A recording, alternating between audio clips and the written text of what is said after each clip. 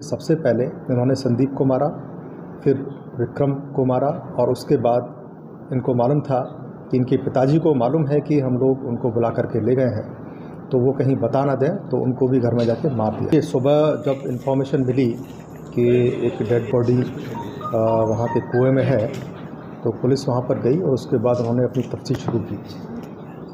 उसमें ये लगा कि जो वुंड्स हैं वो स्टैब्ड वुंड्स हैं और उसके बाद मालूम पड़ा कि ये यहाँ के रहने वाले हैं, श्री विक्रम करके उनका नाम लोगों ने पहचाना। तो उनके जब घर पर गए तो उनके फादर की डेड बॉडी भी उनके किचन में मिली। जब ये चीज़ें देखी गई तो फिर इनके बैकग्राउंड के बारे में जब चेक किया गया तो इनके जो एक बेटे और हैं संदीप, तो उनको भी ढूंढा जा रहा था।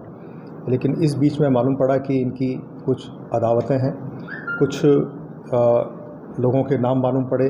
जब सारे कारण देखे गए कि किस कारण से इनका मर्डर किया जा सकता है, उसके बाद जो प्रकाश में आए कुछ लोगों के नाम, ये 4 लोग जो सामने आप लोगों के हैं, जिसमें से कि एक भोला नाम है, प्रवीण उर्फ भोला, मानवेंद्र प्रताप सिंह उर्फ छोटू और अमन सिंह उर्फ सोनू और संजीत सिंह उर्फ मोतीचंद। तो इनमें से जब हम लोगों ने पूछताछ शुरू की, उसके बाद मालूम पड़ा कि एक जो संदीप है उनको भी इन्हीं लोगों ने मारा है और उनकी डेड बॉडी भी उसी कुएं में डाली गई है। इस बीच में पुलिस चूँकि छानबीन कर ही रही थी और ये सूचना मिलने के बाद फिर कुएं का पानी निकाला गया और उसमें भी जो एक और डेड बॉडी है वो मिली। तो इस प्रकार से 3 लोगों का मर्डर इन लोगों ने किया।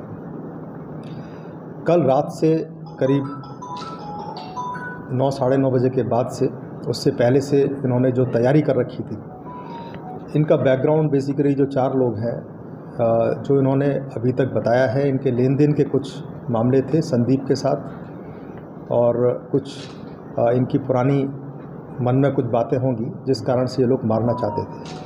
उसकी तैयारी ये 4-5 दिन से कर रहे थे, जिसके लिए इन्होंने चाकू भी खरीदे थे और तैयारी करके ये कल रात को आए थे।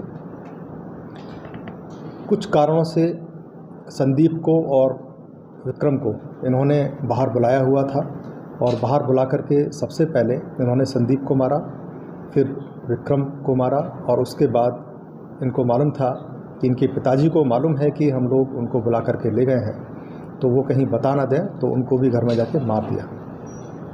इनके दिमाग में ये भी था कि इनके घर में पैसे रहते हैं, तो उसके बाद तलाशी भी ली पैसे के लिए और उसके बाद जो बैग मिला एक छोटा, उसमें करीब 2.5 लाख रुपए मौजूद थे और ये लोग उस पैसे को भी ले गए, जो कि आपके सामने बरामद है। ये सारी चीज़ें, पूरी चीज़ें पुलिस ने तफ्तीश में, क्योंकि अज्ञात में मामला था, बहुत चैलेंजिंग मामला था, तो बहुत ही नृशंस तरीके से हत्या की गई थी, इसलिए टीमें, करीब 5 टीमें बनाई गई थी। फॉरेंसिक की टीम भी वहाँ पर गई थी, शुरू से ही लगी हुई थी। इस चीज़ को हम लोग भी मॉनिटर कर रहे थे, शासन में और डीजीपी मुख्यालय द्वारा भी सुबह से ही मॉनिटर किया जा रहा था, जैसे ही 2 डेड बॉडी की सूचना मिली थी उसके बाद से।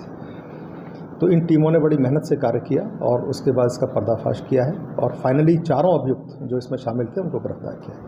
सर, पहले से भी अपराध थे कि अभी जो भोला है उसके खिलाफ एक 308 आईपीसी का एक मुकदमा दर्ज है, जेल में रहा है और अभी जमानत पर है। इसमें क्या कारण रहा सर कि इन लोगों ने ऐसा किया?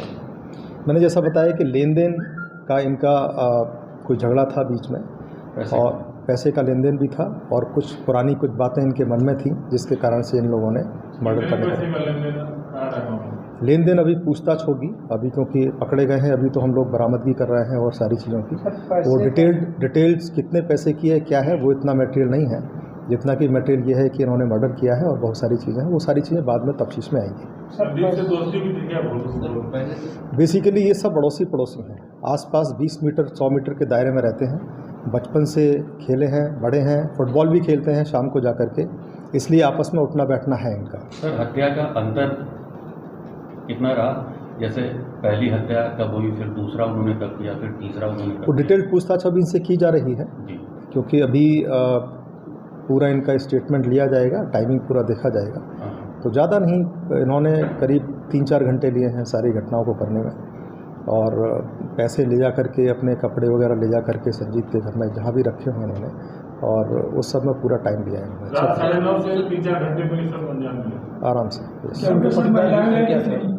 उनके पटीदार भी थे क्या ये लोग? किसके पटीदार? उनके जिनकी हत्या हुई है। ये सब चीज़ें अभी पूछताछ नहीं की गई है। अभी तो सिर्फ हम लोगों ने अभी जो बरामदगी है उसके लिए और किस प्रकार से देखा जाता है कि अक्सर सर ज़मीनी विवाद होता है, तो जिसको लेके जो मुद्दई होता है या जिसके साथ घटना घटित होती है वो थाने भी जाता है और थाने पे अपनी बात भी रखता है, लेकिन जो पुलिस है वो पुलिस उस बात को ज़्यादा ध्यान नहीं देती है। और ख़ासकर जब ये घटना हुई तो जैसे कि अनुमानन गांव वालों से मालूम हुआ कि वो लोग थाने भी गए थे, अपनी बात रखी भी थी, लेकिन उसके बावजूद भी जो वहाँ की पुलिस है उन्होंने उस चीज़ पर ध्यान नहीं दिया। यहाँ के SHO को अभी 2 दिन हुए हैं। नहीं, यहाँ सर पुलिस की बात नहीं है, ये आप किस घटना में बात कर रहे हैं? इसी घटना को लेके नहीं, ऐसा कुछ हमें बताया नहीं किसी अच्छा, ने। हम लोग की तरफ से ये है कि अगर कोई इस तरीके से घटनाएं हैं तो जो आपके संबंधित चौकीदार हैं या जो बीट के सिपाही हैं वो ऐसी घटनाओं पे मतलब ध्यान रखें इस चीज़ को। तो एक आप आए हैं यहाँ पे, कम से कम एक ऐसा कम से कम सर्कुलर जारी हो कि इन बातों को स्पेशली ध्यान रखा जाए। नहीं, इसमें एक्चुअली ऐसी कोई बात नहीं थी। ये घटना तो क्योंकि इनके मन में ही थी और इन्होंने ना कहीं भी पुलिस को शिकायत की किसी भी पक्ष ने, और पुलिस के सामने कोई ऐसा मैटर आया नहीं। लेकिन दूसरे मामलों में जैसा आप बोल रहे हैं, उन मामलों में तो निश्चित तौर पर किया ही जाता है। उसमें तो 107, 16, 151 की कार्रवाई भी होती है, बहुत सारी कार्रवाइयाँ होती है, लेकिन इसमें ऐसी कोई चीज़ प्रकाश में नहीं है। सर क्या ये भी आ रहा है कि पैसा संदीप ने व्यक्तिगत लिया था या परिवार के काम के लिए लिया था, इस तरीके से कुछ है? नहीं, वो डिटेल पूछताछ हम लोग करेंगे अभी। दूसरी बात, खुलासा चूँकि SP बलिया भी मौके पे मौजूद रहे, सुबह से शाम तक पूरी टीम भी मौजूद रही, तो कम से कम जो आप आए हैं एज ADG बनारस यहाँ पे, तो इन लोगों के लिए क्या मतलब कोई राशि या कोई इस तरीके से? हाँ, निश्चित तौर पर ये बहुत ही एक अच्छा वर्कआउट है जी, और बहुत ही निश्चित तरीके से हत्या की गई है। जितनी मेहनत से इन्होंने सुबह से कार्य किया है, 50,000 का मेरी तरफ से जो टीम है जिसने पूरा केस वर्कआउट किया है, मेरी तरफ से रिवार्ड है उनके लिए। सर, मृतक के यहाँ कोई महिलाएं घर में नहीं थी?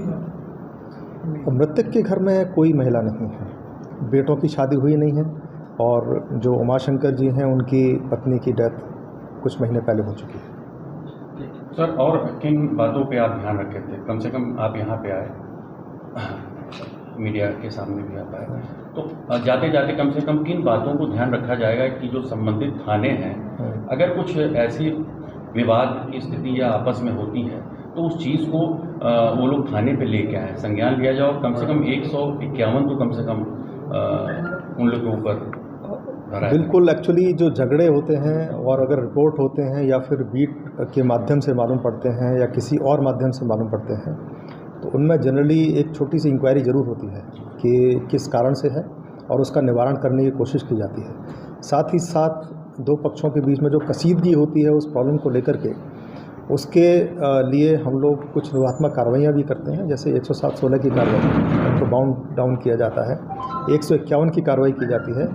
अब ये कोई जनरल रूल नहीं है कि किस में 151 करना है, किस में 116 करना है, किस पक्ष करना है। भूमि के कई मामले हैं, विवाद जो है सर 99% जो है वो पुलिस का न होकर भूमि का विवाद है।